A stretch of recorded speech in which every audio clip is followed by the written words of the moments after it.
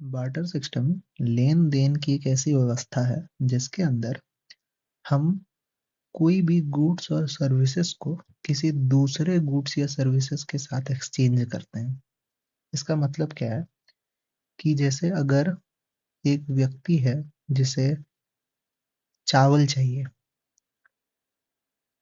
और उसके पास टमाटर है, तो वो किसी एक ऐसे व्यक्ति को खोजेगा जिसके पास गेहूँ तो है लेकिन उसे टमाटर की ज़रूरत है।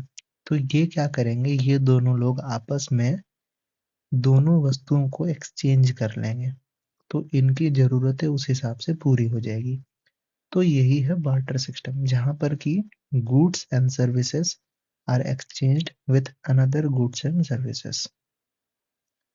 इसके कुछ बेनिफिट्स होते हैं। बेनिफिट्स क्या है कि कोई खतरा नहीं होता है फेक करेंसी का। जैसे मनी के साथ क्या प्रॉब्लम होती है कि फेक करेंसी यहाँ पर आने संभव होते हैं, लेकिन क्योंकि बार्टर सिस्टम में खुद गुड्स एंड सर्विसेज है, वहां पर वस्तुओं का ही उपयोग हो रहा है, तो यहाँ पर फेक जैसा कोई चीज आने का संभावना नहीं है। और दूसरा ये कि फॉरेन एक्सचेंज जो होता है वो इजीली हो जाएगा। अभी के समय में क्या है कि फॉरेन ट्रेड के लिए हमें फॉरेक्स से देखना पड़ता है, हमारी करेंसी का एक्सचेंज वैल्यू देखना पड़ता है क्या है।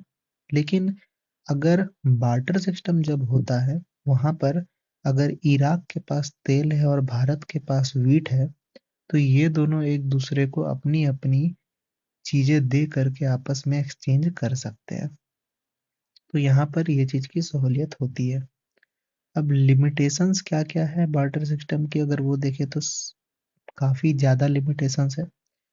सबसे पहला लिमिटेशन है डबल कोइंसिडेंस ऑफ वांट्स।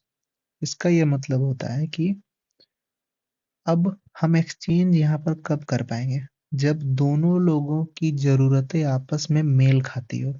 मतलब जिस इंसान के पास टमाटर है, उसको जरूरी है कि उसे नीड हो उस वक्त वीट की, तभी दूसरा इंसान जो है उसे वीट देगा। और जिसने उसे वीट दिया है उसे जरूरत हो टमाटर की। मतलब आपस में लेन देन का जो क्या बोल सकते हैं कि एक मिलान है वो बैठना चाहिए, वरना यहाँ पर एक्सचेंज नहीं हो पाएगा। दूसरा, वैसा इंसान खोजने में एक तो हमें वक्त लगेगा और समय भी लगेगा, और हो सकता है कि इस बीच हमारा खर्च भी हो और भी तरीके से।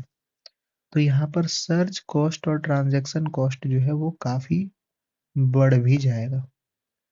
तीसरी चीज ये भी है कि बार्टर सिस्टम के अंदर चूंकि हम वस्तुओं का ही उपयोग कर रहे हैं, तो वस्तु के रूप में अगर टमाटर भी हो सकता है, एक आम भी हो सकता है, तो ये सब क्या है, पेरिसेबल होती है। पेरिसेबल मतलब कि खराब होती है, सड़ जाती है एक समय के बाद। तो अगर हमें सही समय पर इसका आदान प्रदान नहीं कर पाए, तो क्या होगा कि ये वस्तुएं खराब हो जाएंगी और यहाँ पर लॉस ऑफ वैल्यू होगा। इसके अलावा बार्टर सिस्टम एनकरेज नहीं करता है स्पेशलाइजेशन या फिर डिवीजन ऑफ लेबर।